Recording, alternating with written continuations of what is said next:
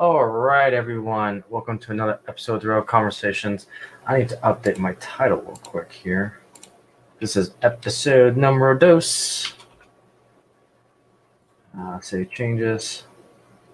All right, so this is going to be kind of a shorter podcast. I really don't have too much to talk about, but I do want to do another update on our wonderful big boy to figure out where it's at. So give me a hot minute here. And if I can find the UP Steam,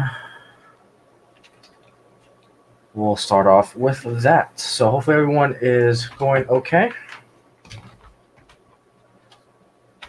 Last I checked, it was at Kansas City. Let's see where this bad boy is at. Okay, let's do a good old share. Window, this guy. All right. So latest update on our big boy. Hey, Lynn, how you doing? Hello, good sir. How are you? Surprised you're up this late.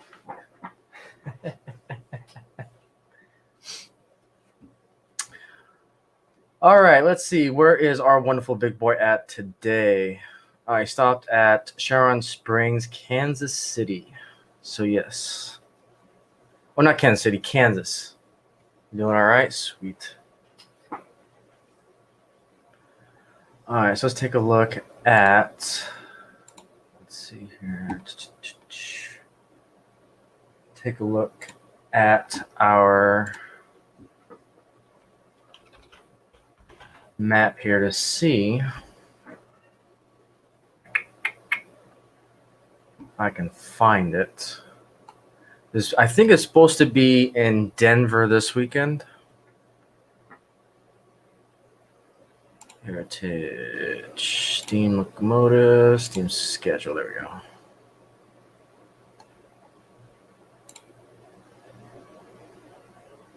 All right, so currently in Kansas.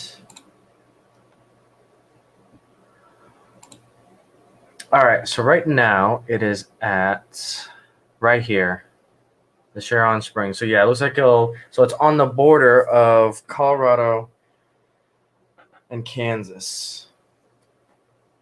So it should get there. Let's take a look at the schedule here. Denver.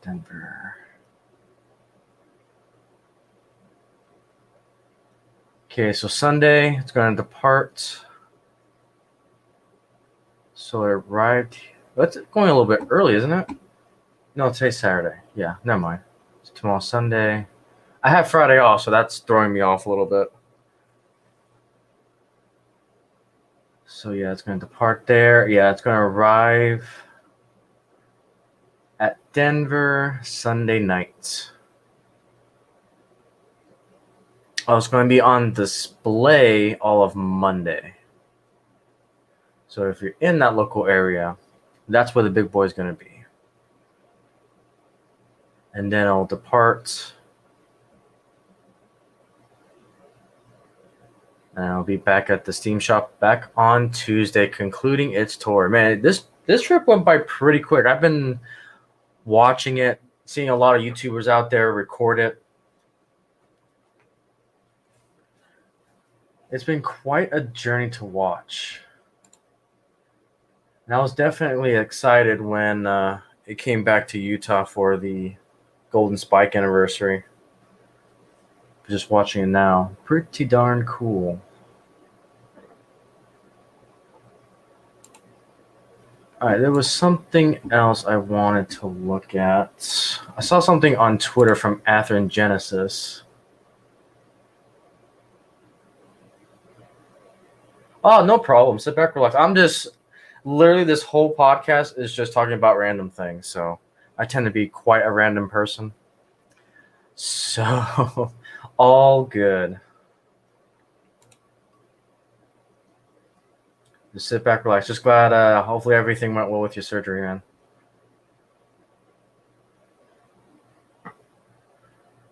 Okay, so the next thing I want to talk about is the Atherin Genesis line. They announced something that piqued my eye. However, unable to order it. I really want to grab it. Just gotta find their Twitter page. So one thing I like to do is I definitely follow a lot of the main manufacturers on Twitter because that's where they tend to announce all the product lines. Either if you're not subscribed via the website and get the newsletters, Twitter is usually a good place that I get the latest and greatest updates.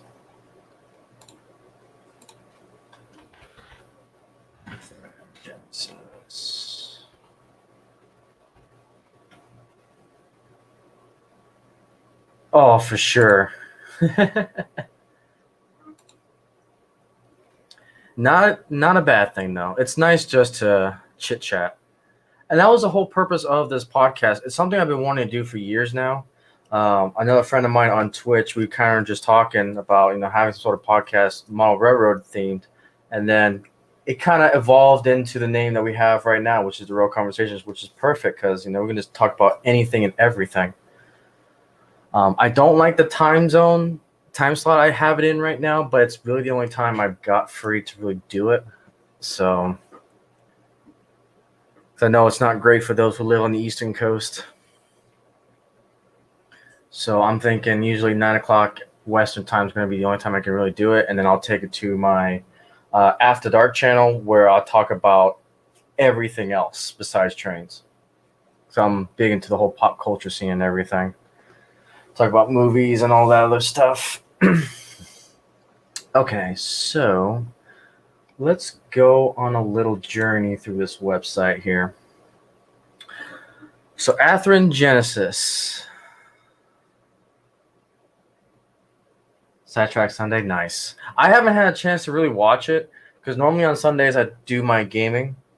So I'll be starting a gaming channel over on Twitch. I'll just do nothing but gaming. I have a best friend that we just game all day Sunday. So usually I'm off of the other YouTube channels. But yeah, I definitely have to check that out. It sounds like it's right up my lane. For sure. Okay, so sweet. So a new announcement, it came on August 29th. And we've got some new 4664 Challengers, which definitely piqued my interest because I'm a huge fan of Union Pacific. And when they announced their the Challenger line, looks like this is something I've already covered though. Is it Real Ramble? Nice. Very nice.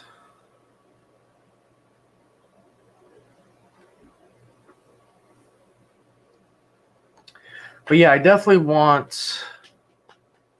Yeah, because I made a little rant about this because I wanted. Union Pacific has 2 Challengers left in their fleet. I can't remember the numbers at the top of my head. I think it's 3985, and then there's one on static display. I think that's 3977 at Nebraska. Now, an interesting fact, 3985 won't be running anytime soon simply because the Big Boy 4014 is barring its tender right now. Because the Big Boy's tender actually has to get converted from typical coal to oil. So unfortunately, we won't see. I would even dare say that 3985 is retired right now. Because everyone just wants a 4014. I mean, the Big Boy is the #1 photograph engine on the planet right now. So I don't think we'll see the Challenger anytime soon.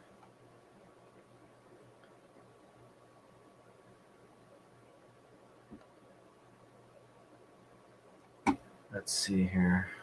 What else do they have? Yeah, that's right. We went through all the new product lines for the Atherin Genesis line.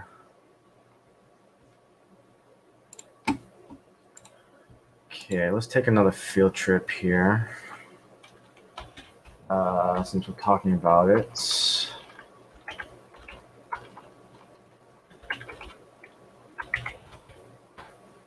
Challengers.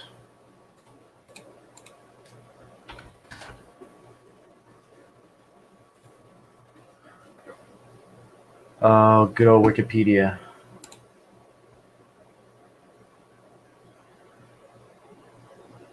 Okay, so yeah, there's currently only two left, 3977 and 3985.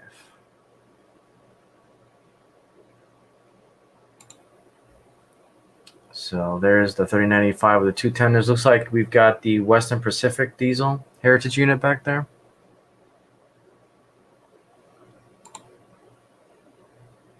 Gorgeous picture. You know, one thing I would love to see someday, if they can manage to pull this off, once they have 4014's tender converted to oil, I would love to have them see a double header of 4014 and 3985. That would be so cool if they can do it.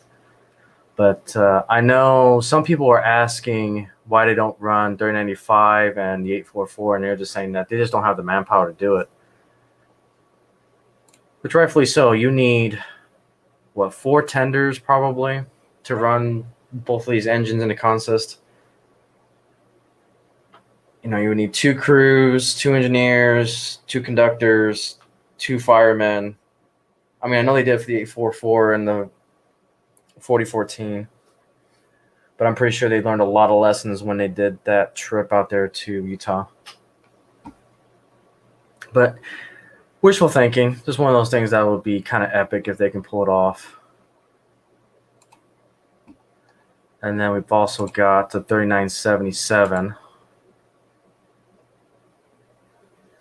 in its Greyhound scheme. And this is over at Nebraska with its elephant ears side deflectors. I've always been a fan of these elephant ears. It's something cosmetically appealing to me when it comes to the Challenger. But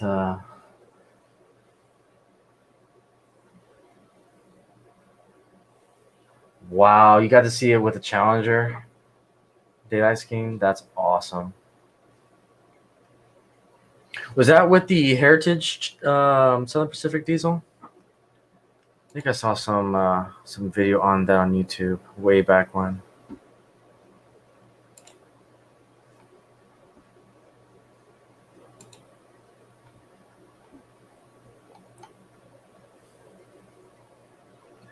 Yeah, I'm definitely a fan of the Challenger, especially with the elephant ears. So one of these days, I want to grab an HO scale 3977 with the elephant ears, which they're not making a run of it on this one.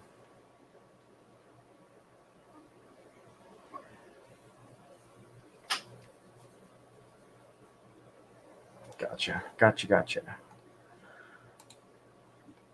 So let's see here. So kind of on the subject here, let's take a look at. Okay, let's go back to UP here.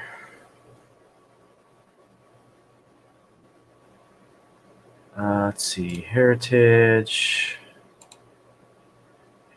Fleet. Okay, here we go.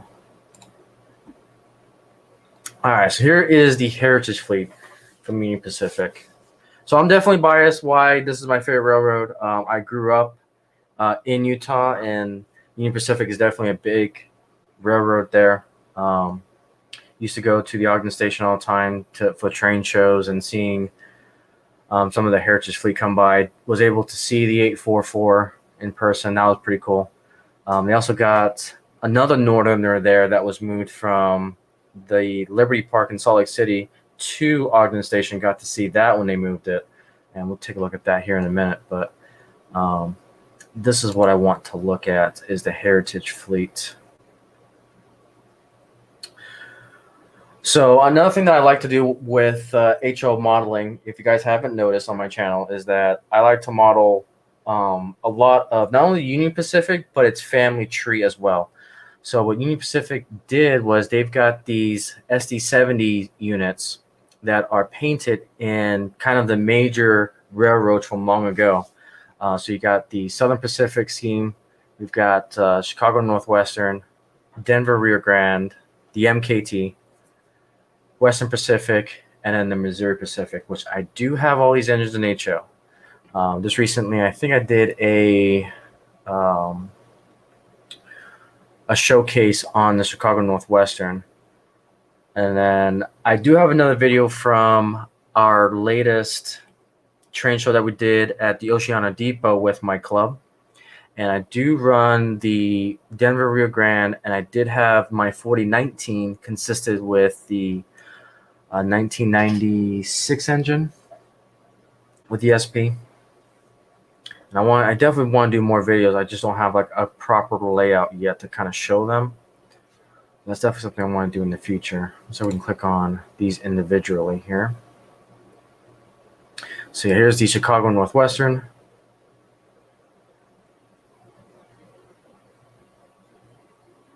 And what I love what they did, if I remember correctly, is the day that they bought and merged with these railroads, that's the number that the engine carries. So it's really nice touches. And I think Norfolk Southern does the same thing with their heritage fleet, which is pretty cool. I think Canadian Pacific and Canadian National do some, but I'm biased. I'm definitely UP. So here's the MKT, Missouri, Kansas, and Texas. The Katy. And I just recently acquired a DC Texas Special set. It has, I think, 4 passenger cars and 1 diesel that I'm going to be running soon. I got to get the diesel kind of refurbished a little bit, and I'm going to run it on my layout. Well, hopefully run it. My layout that I run my engines on that can be converted from DC or DCC layout. It's got some really sharp corners.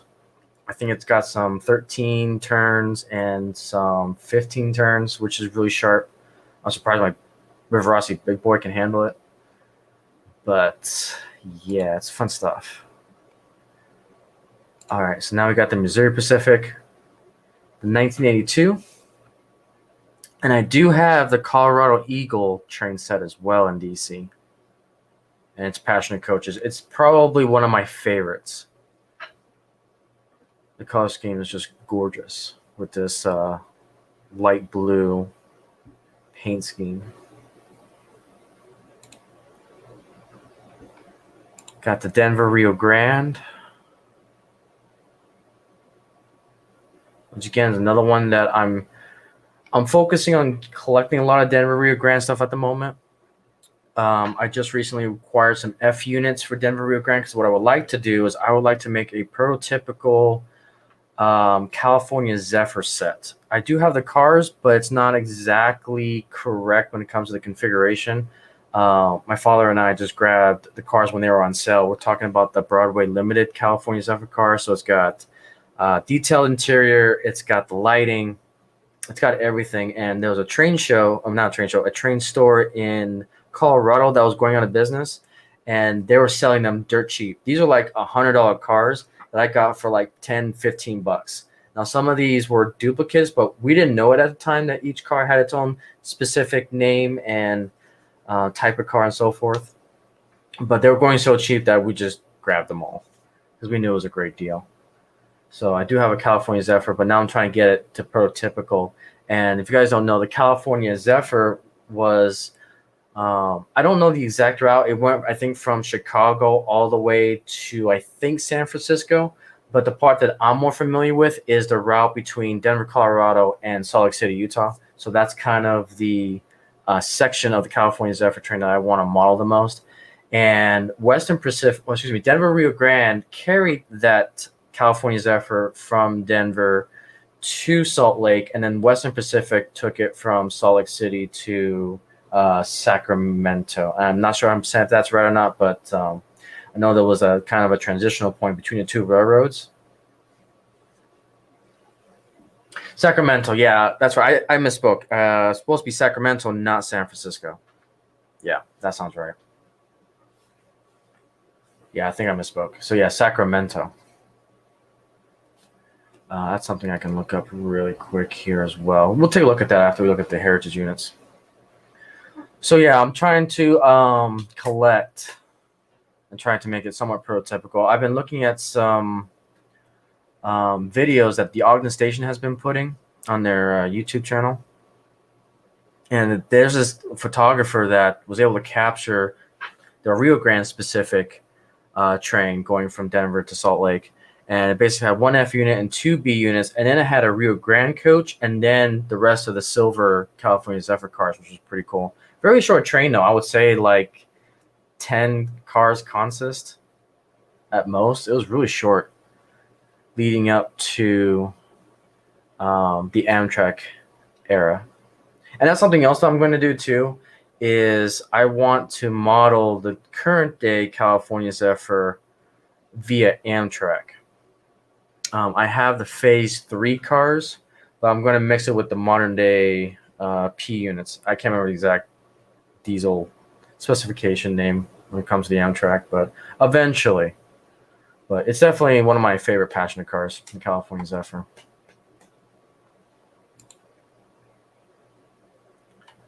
Alrighty, and then good old Southern Pacific.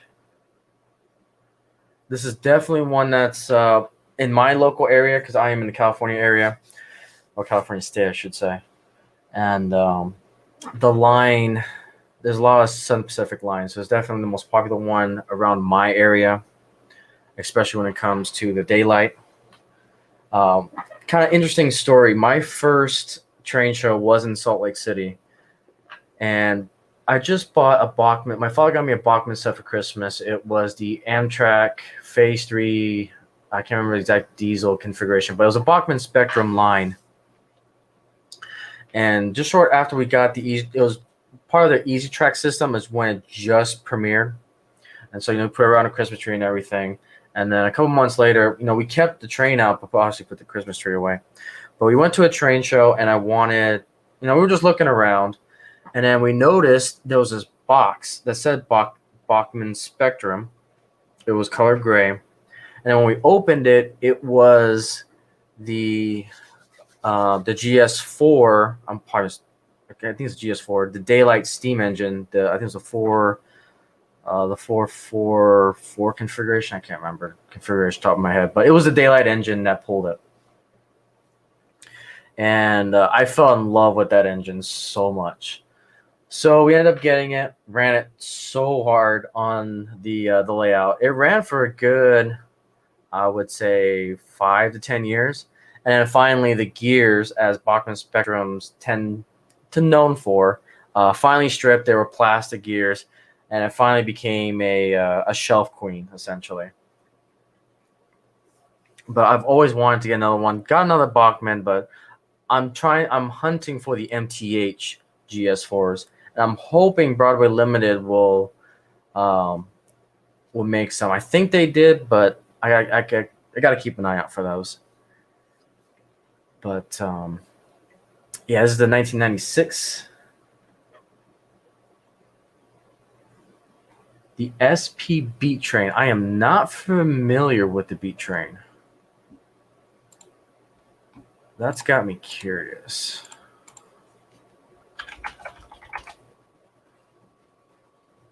Let's see here. SP.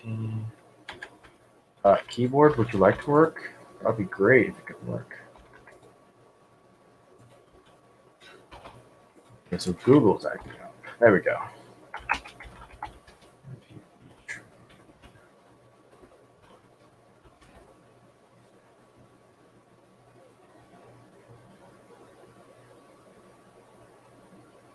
Let's see.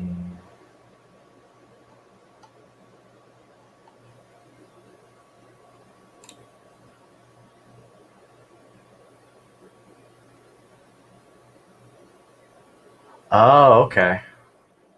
From Imperial. See, that's the thing. I haven't done much research on the Santa Maria area, even though I should. I'm just more familiar with the passengers for daylights. When it comes to freight trains, yeah, I struggle with freight trains. Interesting. Yeah, I'll definitely have to do more research on that.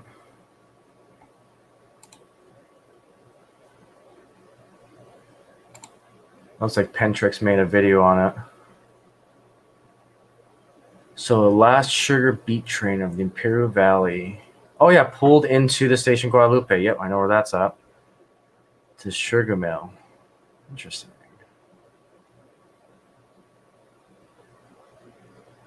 Oh yeah, so 420 rail miles from Holly Sugar Mill, Belgravia. Yep, know that.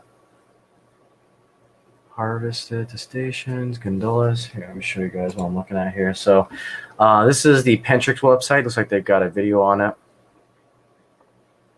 One of these days, I will start collecting these DVDs, just for the sake of having them, and just for curiosity's sake. Because I am a nerd when it comes to trains, so I find all of this fascinating.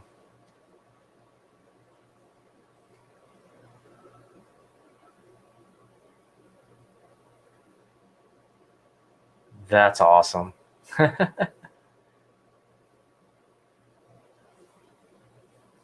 Taylor Junction, SD40, 45s. Oh yeah, right here. So Santa Maria Valley Railroad. So the mill has been partially demolished, and this feature B train thing in the past. Oh wow.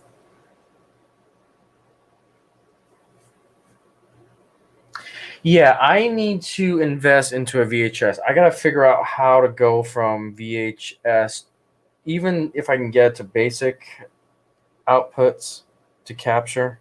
I will find a way. But VHSs are like relics, and apparently valuable now. I trying to find one's ridiculous, let alone expensive. So it's like I've been keeping my eyes out for a VHS player, especially if I can find one with the VHS DVD combo. But those are definitely hard because one of my club members donated me a VHS one about the gas turbines for Union Pacific. Oh, but see, I don't know how to convert. I gotta find a converter from the basic. What was it? Red, yellow, white output to HDMI or even to VGA. I got to figure that part out. Yeah, we don't have. I don't think we have a Goodwill near me. I'll have to look. I'll have to keep looking. But the sugar beets. Okay, we're definitely gonna look into that a little bit more.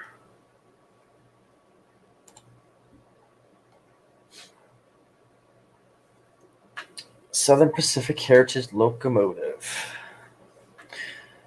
But yeah, I'm definitely excited for train shows. I'm hoping so. Unfortunately, in California and my area, I'm trying to get train shows for you guys on the channel.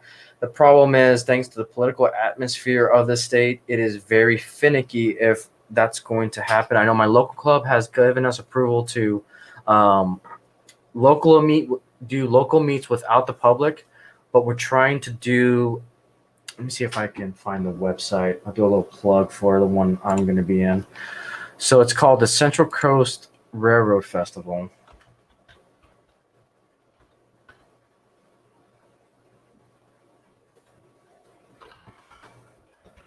Let's see here.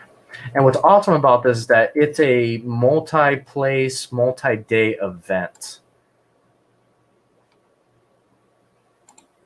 So this is the one that I'm a part of.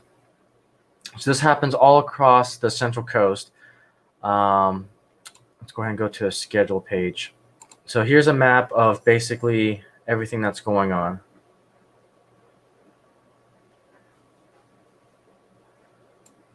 And so, come on. So you see the dots here. So there's going to be some events in Atascadero. The N scalers are going to be doing things. Victorville. Okay, let me write that down. 25, 26. Oh, I can't go to that one because I'll be doing this one. Because that week, my local club is doing a fun run for our club members during that week. And then, well, that's the weekend that we set up. And then the first and second is when our stuff gets displayed. So the main event typically happens during that week, but then the first to the third, everyone's going to be open up for everything. So in St. Louis Obispo, there's a railroad museum that's there, so they're going to be open. They have a layout, and I've been there a couple times. I'm going to do a video on this museum, eventually. It's one of my places that I want to go to. I'm just waiting for another piece of equipment to come in. So I learned a lot of things when I went to the Tehachapi Loop train show. I was using a gimbal. However, I noticed that I was still shaking a lot going up and down with the camera. Nice, in Morro Bay, yeah. Yep. So our layout is a little bit small because we're in the Oceana Depot. We don't have a dedicated place. We're a modular club, very similar to Lynns Club, but we're definitely smaller. And our depot is definitely small when it comes to scale. So our layouts, usually you can stay half an hour to an hour maybe at most. We got a little caboose that has a layout. But we're going to have an N-scale layout there, and we'll definitely have HO. I'll be on the HO running some engines. And we're hoping for the first time we'll have a double track main. DCC Digitrax, the works. I can't wait. But yeah, we'll be open from the 1st to the 3rd, and I will definitely be there. But yeah, and that's the thing too. So for my system, I use 2 phones. I have one phone just for recording, controlling engines, because I'm all big into running a train via a cell phone. My club uses the LNWI, which is the wireless modular, to broadcast a signal to use to your phone for a particular app. But one thing I learned from the Tehachapi Loop train show, I'm glad that I learned a lot trying to capture all the video there. But I needed a tripod.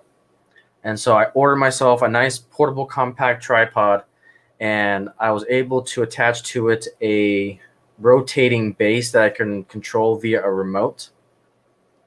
So that way my hands are 100% off of the phone. And I actually experimented with this new system on my recent video that I did on my the GMD 9 engine that I did in my latest test track video. I was testing a new stand, the 180 swerving unit.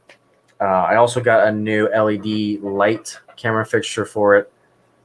So I was testing out all sorts of new equipment, and that's just because of all the lessons learned from the Tehachapi. Because I've gotten so used to putting my phone on a stand onto the actual modular itself, because I'm part of a club that allows us to put cameras onto the modulars themselves. But when I went to a train show, it's like, you definitely can't do that at a train show. I mean, you could probably ask, but definitely kind of frowned upon not asking. So I was hoping that my gimbal was going to be enough, but what I noticed was the gimbal doesn't stabilize in the X direction.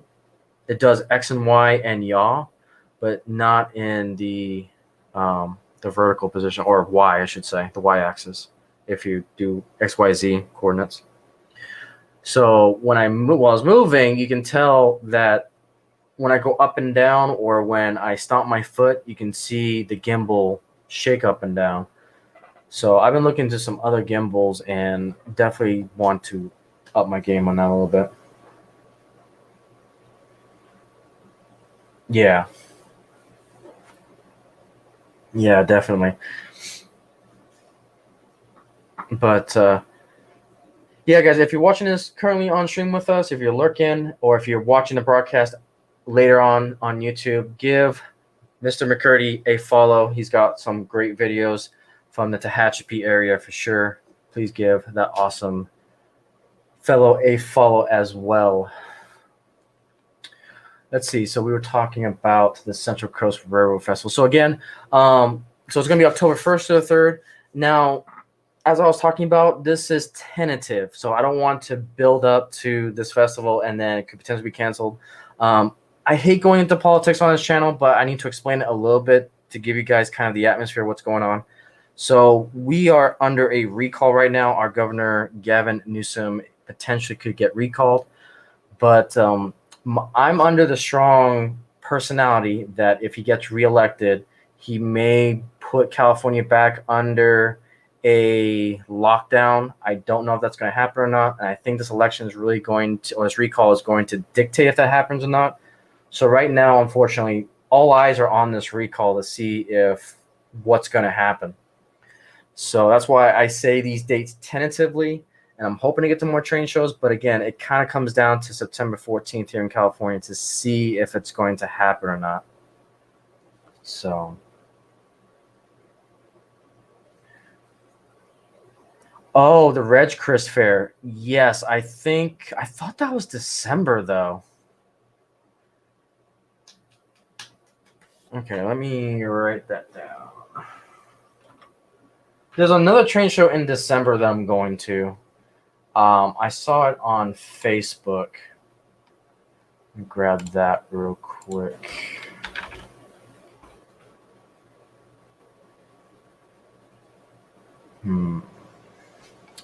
Actually, I've got my notepad here. Let me copy all this down real quick.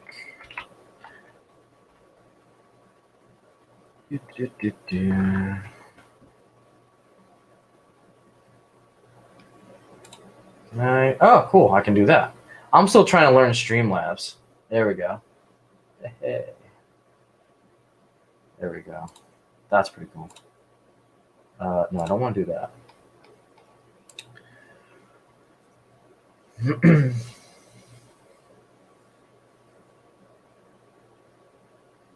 The show will go on. Nice. Well, let's hope so. Let us hope so. Because I want to go to as many train shows as I possibly can while I'm here. Because my job has me moved usually 2 to 3 years. And so I'm on my last year here. Let's see. I saved it. Where are we?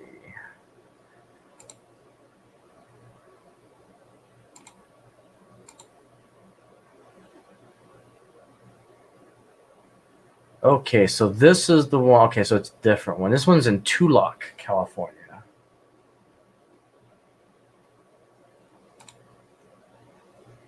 So this is the one that I have. So we've got the train show in October. So the Central Coast Railroad Festival is the one I'm going to be going to in about 2 weeks. So I'll be a part of that one. And then I'll probably see if I can go to the Ridgecrest one. Let me see how far that drive is.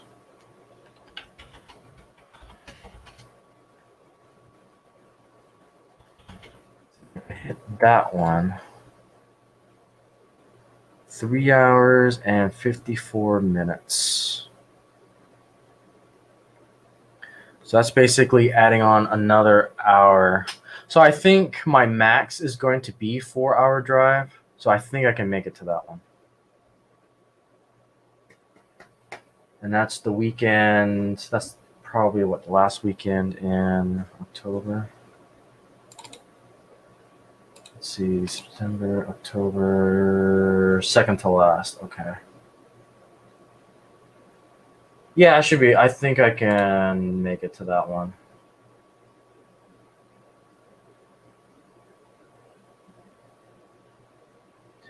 Yep, and something that I didn't know, Lynn, you say you were the vice president of the HD MMRC?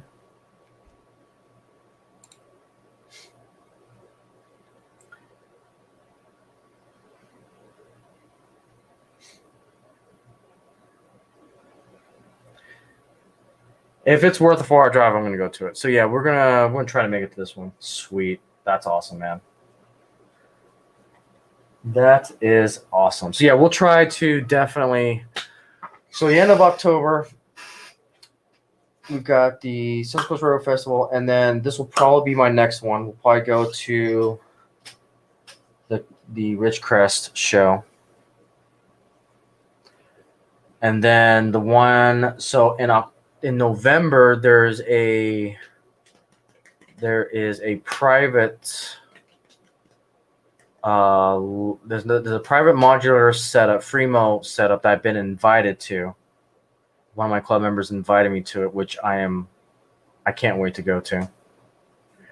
But again, we're going to do a go no go in October to see if that one's going to actually happen or not, because that's the one that I'm going to do a prototypical train, which is the one that if you guys were watching on Humanity Junction, definitely recommend a follow. Great channel over there.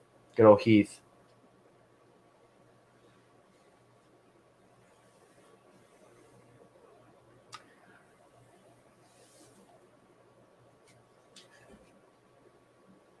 Oh, didn't rest up, man.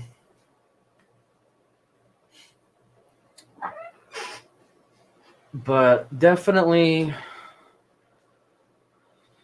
let's see. Yeah, so we'll definitely go to the Ridgecrest one. So we'll definitely add that to my calendar. And that's 4 hours away. So that's good because I wanted to test myself to see how far I can go on a day trip. And I was thinking that 4 hours would be the max because I would have to leave here around 6, get there, usually get there around 10, have 4 hours there max, and then come back at a decent time.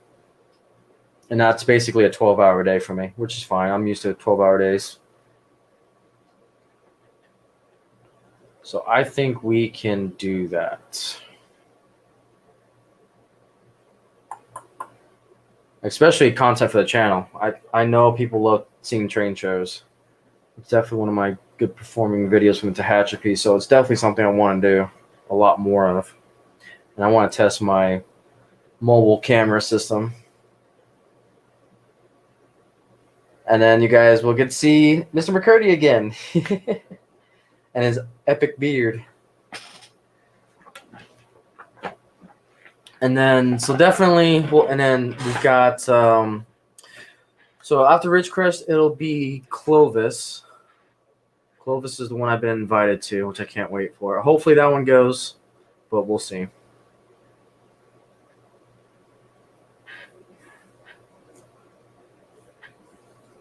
Oh, so I get to sleep in a little bit. Sweet. Because Saturday's from noon to 10. Okay. Yeah, so I can leave. I'll still probably leave around 6 because there's no traffic crossing the mountains.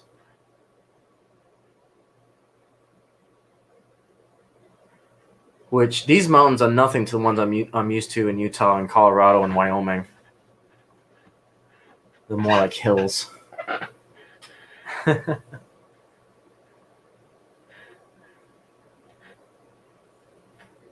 Yeah, so we'll definitely do that. So Central Coast, Ridgecrest, Clovis, and then this one I got up on the screen. So this one's in Turlock, California.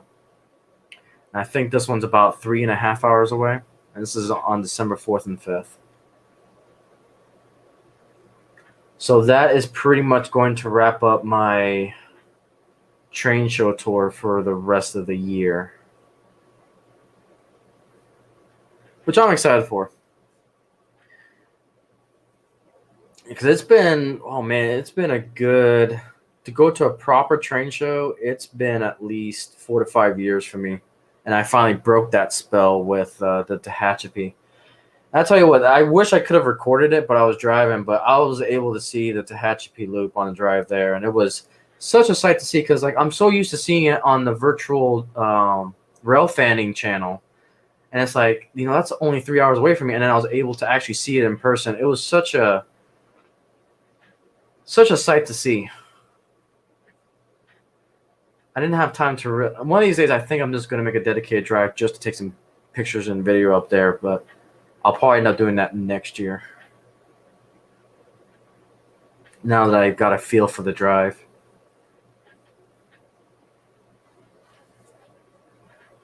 So yeah, that is the L train shows. And I'll probably do a separate independent video on the Central Coast Railroad Festival.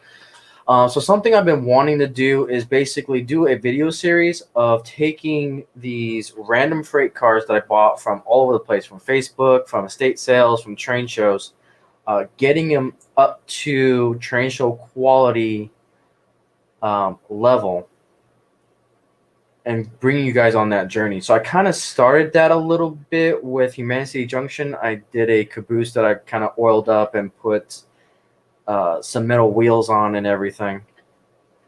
And then my first official video will probably be talking about the Central Coast Railroad Festival. That's probably where I will debut this train. Our club is not picky on realism. It's just, it's going to be for the Clovis. The Central Coast Railroad Festival is going to be kind of the predecessor to what I want to do in Clovis, because Clovis is the one that's, you must be prototypical. have metal wheels, have good coupler heights and so forth. That's the one that I'm really kind of aiming for. Because what I'm going to do, I don't think I want to spoil it just yet. Because that's going to be in the video that I talk about how I selected my engines, selected my freight.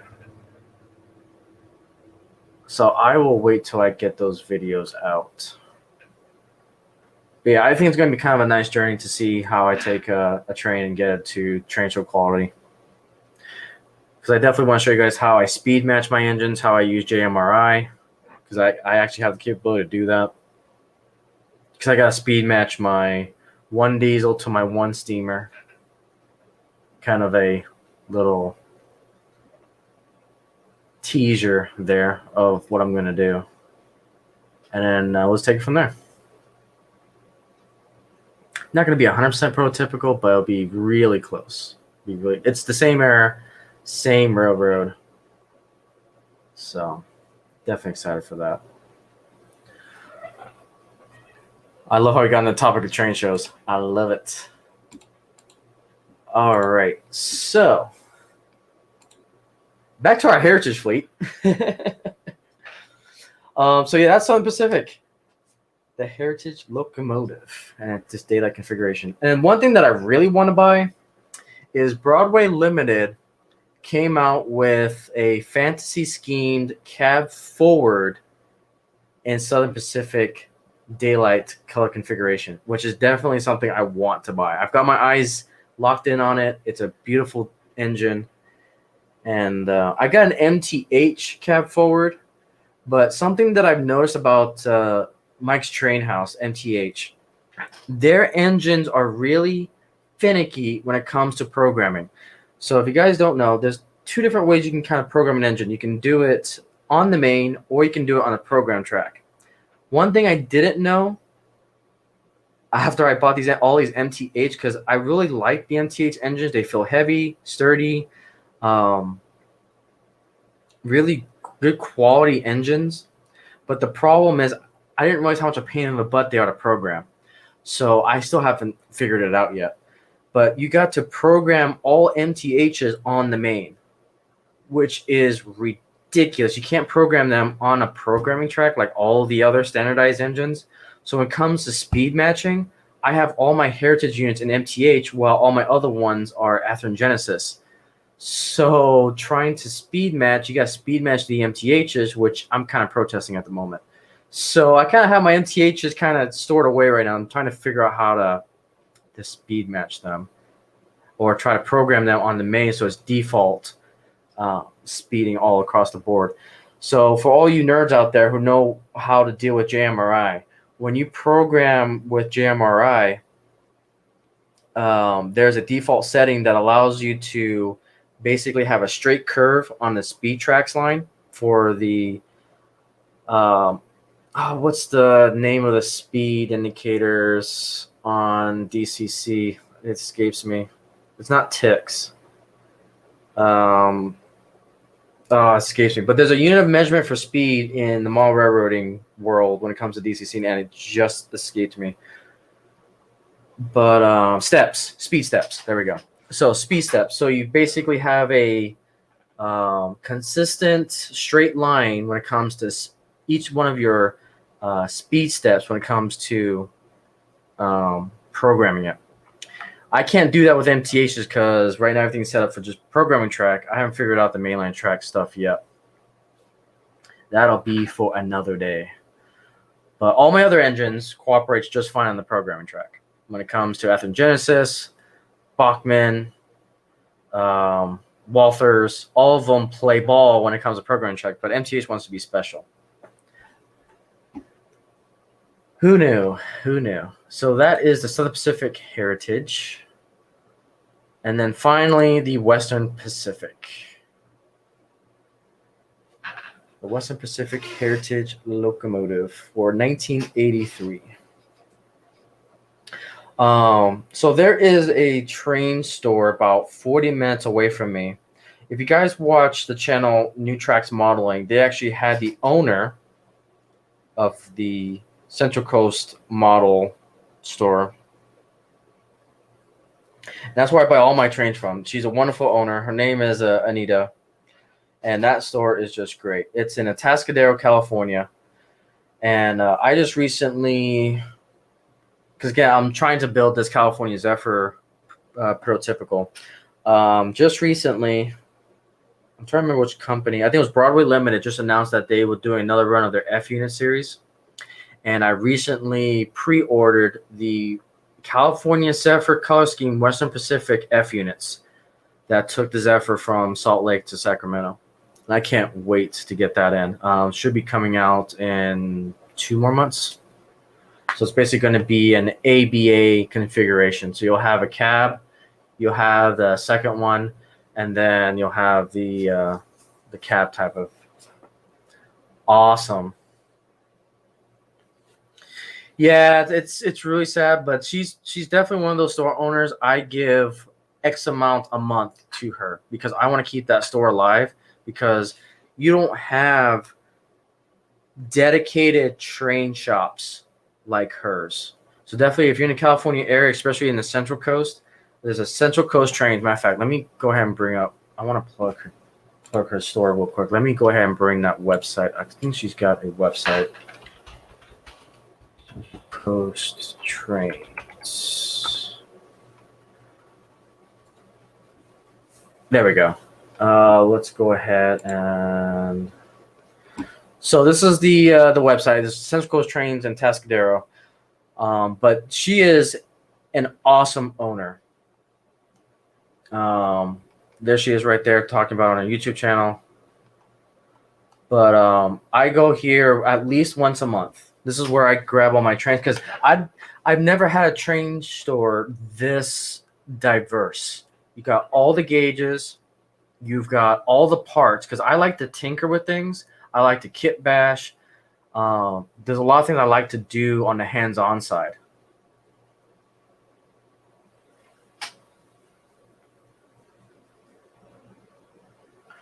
I wasn't there.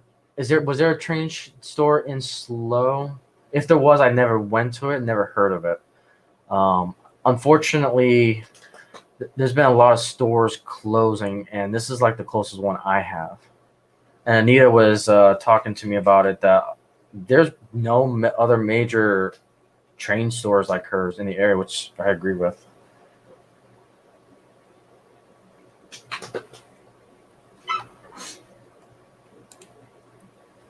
Let's see here, but yeah, they've got a whole bunch of things to offer, from N scale to G scale. There's so many good things.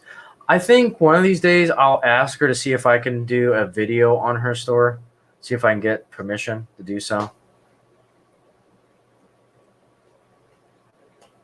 Yeah, that's such a shame. And it's like, this is going to be a video that I want to do in the forward, because Humanity Junction and just the other day, and I think you were listening, or maybe you went out to LA, but we were started talking about the entry level costs when it comes into this hobby, and we got into a great discussion about, are train sets getting too fancy? Are we having too many bells and whistles and features on DCC locomotives? And we had a great conversation on that. And I definitely want to do a video on it, explaining how, if people want to get into this hobby, what are the ways of doing so?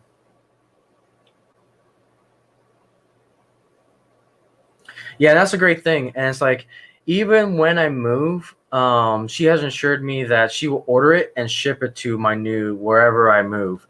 So it's like, I'm going to give her all that business when I move. And it's just great. So it's like, I have a store, because this is kind of another rant for another day, and it's definitely another video for another day. Right. I am concerned. This is just my opinion, but I am concerned about the nature of pre-ordering. I get that it's great for the manufacturers that they can make and create the exact amount for the exact amount of people. But I feel like there's going to be a tremendous amount of gatekeeping when it comes to that style of business. Because it's like, if you have a business that you can only see the item through internet, through pre-order.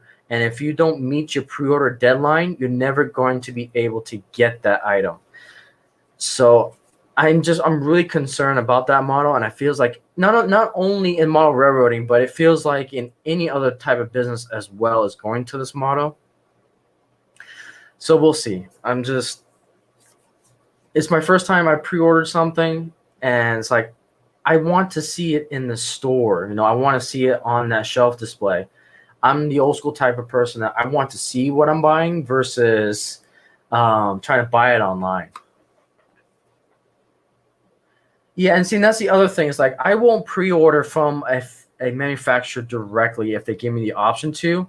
I want to go through a store like Anita's, so that way I have a barrier if something goes wrong.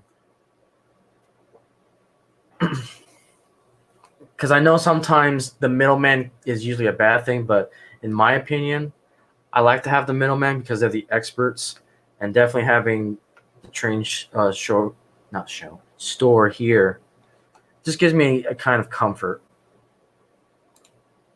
So one thing to note, if you're going to go into Anita's store, make sure you have a mask, and definitely get like the surgical mask type. You can't have the turtlenecks, because unfortunately there are different, how can I say this?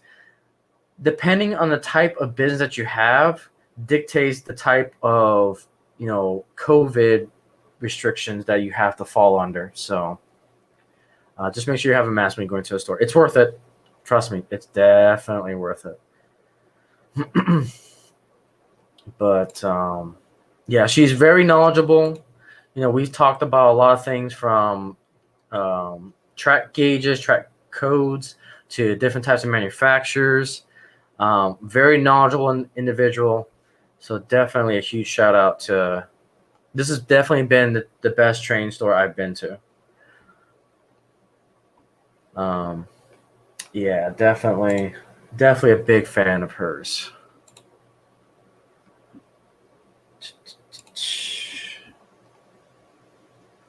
But yeah, so that's a nice little plug for the train shops. Again, if you have train shops in your local area, please support them. The hobby, the hobby comes and goes, and unfortunately, we're seeing less and less stores across the country. So, if you can, I've been shifting a lot to small businesses lately. I only go box store when I absolutely have to. Let's see here. So let's go back here. So that was the Western Pacific.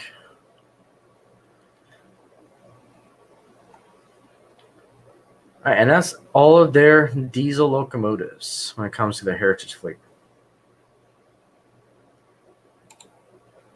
Or I should say their paint scheme. They got other diesels. They've got here's the E9 streamliners.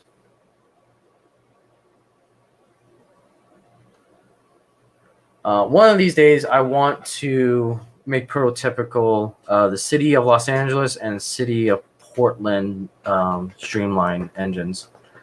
But that's more way later down the road. I'm not in a rush to do it. And I eventually want to teach myself how to convert DC engines into DCC. So I got plenty of DC engines that I can experiment with. But again, that's more projects later down the road. The beautiful Centennials. So this is probably my favorite diesel locomotives. These suckers are massive. These type of diesels came right after the gas turbine era. So after the last style of gas turbines was the Big Blow, the three-piece, train or diesel engines.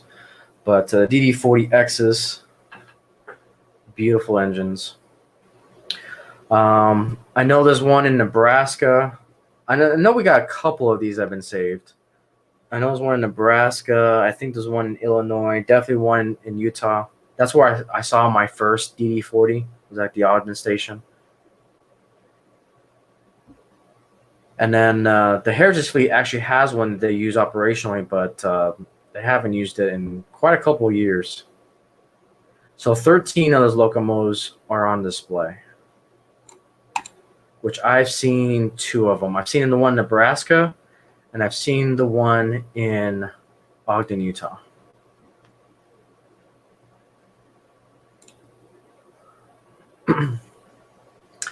And then their steam power, which is definitely what they're famous for.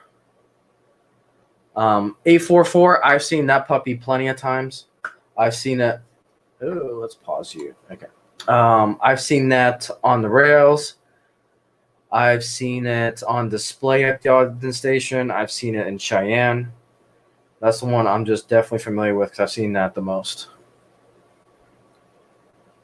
They're Northerners. They're FEFs.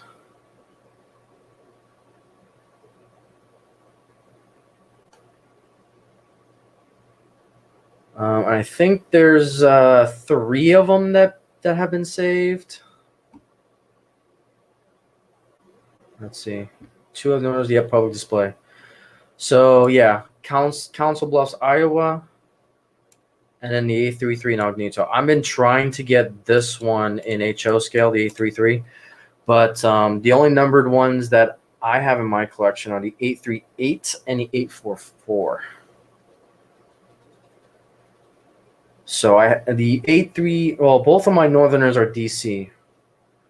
And I've only shown to you guys the 844 on my channel. I've done a Rolling Roads video on the 844.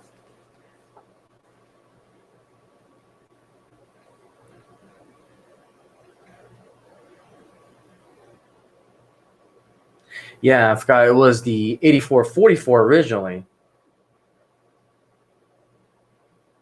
Because the 800 series, the 844 was on a diesel engine, and once that one was retired, that one was stripped of it, and then they gave it back to the Northerner 844.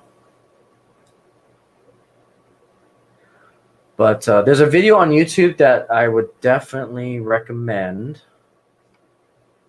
And let me see if I can find it here.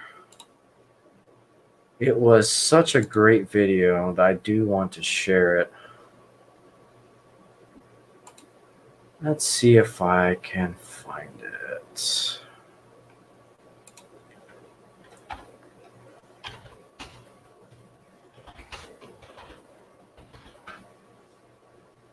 And this is something that we may never, ever see again. So this was back in 1989. So what we got here is the 8444 in its Greyhound scheme. And we've got the 4449 GS4 locomotive. And they were able to actually capture both of these engines going down the main lines on the Kaohsiung Pass. Occasion Pass. I'm probably mispronouncing the crap out of it. But this is probably my favorite video when it comes to capturing steam engines, because you've got this dueling, very famous steam engines from the Southern Pacific and Union Pacific. It was just great to see. Oh, you saw these 2 in person. That's awesome. That's awesome. So that's what you were talking about.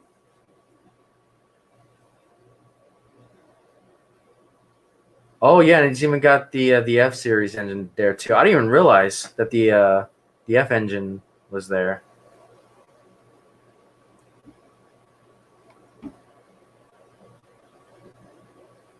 Yeah, that's fantastic. I really wish the Steam Heritage Fleet owns the 4449, but a Portland museum owns that engine.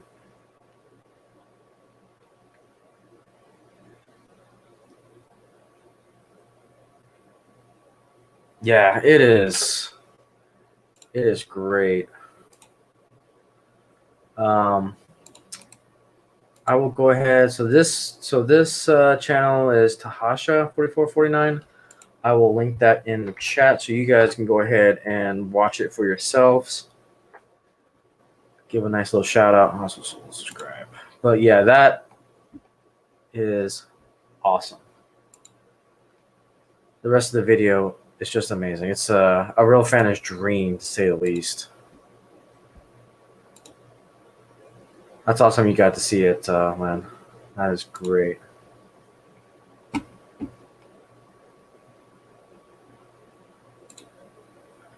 But yeah, that is the Northern 844. Okay, we'll come back to the big boy. Where are they? Not even showing the 3985 anymore?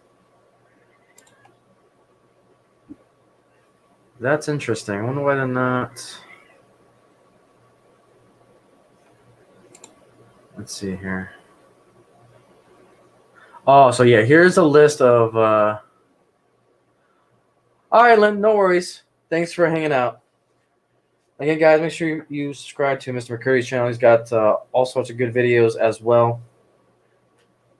So please go ahead and check him out.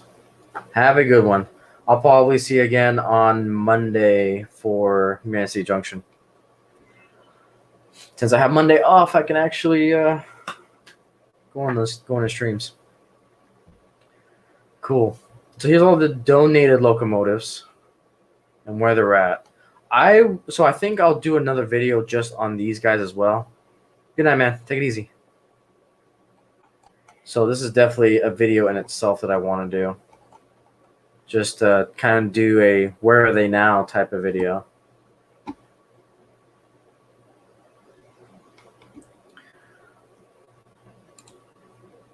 All right, and then we're going to go to what everyone knows, the big boy 4014. I mean, what's more left to say about the king of the rail? You know, the big boy 4014, the 884 locomotive.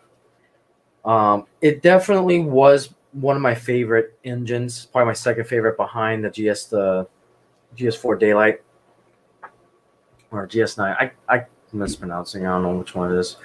But so my first big boy that I bought is a Rivarossi Greyhound scheme, the 4002, which you guys have seen in a couple videos. I'm about to make another video on that engine because I just love the big boy so much. So when I heard that they were going to restore the 4014, it was definitely, I was excited, really excited to see. Unfortunately, I wasn't able to see them when they were back in Ogden, Utah for their annual event. But man, I followed that thing tooth and nail. I did have an opportunity. The one chance I wanted to see 4014 in Victorville, California, just wasn't able to actually see it. But I guarantee you, probably I will get some real fanning video on the 4014. It will take me some time, but I will get it for you guys. But it's definitely on my bucket list to see the 4014 in person. And worst case scenario, I will get to see it in Cheyenne, because eventually I want my retirement to be in Cheyenne, Wyoming. So I will get video on this guy. Promise you that. Now, there's definitely been other big boys that I've seen in person. So I have seen two big boys in person. I've seen the 4004 in Cheyenne, Wyoming, and I've seen the 4005 in person in the Denver Museum. So I have seen two of the, 6 or 8 that have been donated? 7. So yeah, I've seen 2 of the 7. Another thing on my bucket list is to see all 7 and take a photo of them in person. The easiest ones for me to get to right now are the 4004 and the 4005. One of these days, we will hit 4014. Wisconsin's going to be a little bit difficult. I could probably hit the 4012. That's in Texas. To be honest, I'll probably be the next one I'll be able to see is in Texas. But definitely excited for that. Definitely excited about that. So we've been going for over an hour. Definitely was not expecting to to go this long, but definitely it's been fun. I love this, and that's kind of where I want to go. Eventually, I want to get guest people on here. Right now, I'm kind of taking it solo a little bit just to get the feel for conversations, get me the feel for the technical side of things when it comes to StreamYards and broadcasting. But this is definitely a show that I want to try to do every Saturday. I know it's not going to be it's not the greatest time slots for everyone, but you guys can see the recording afterwards. But yeah, thank you guys so much for listening in. For those of you who are going to watch it later on the YouTube channel.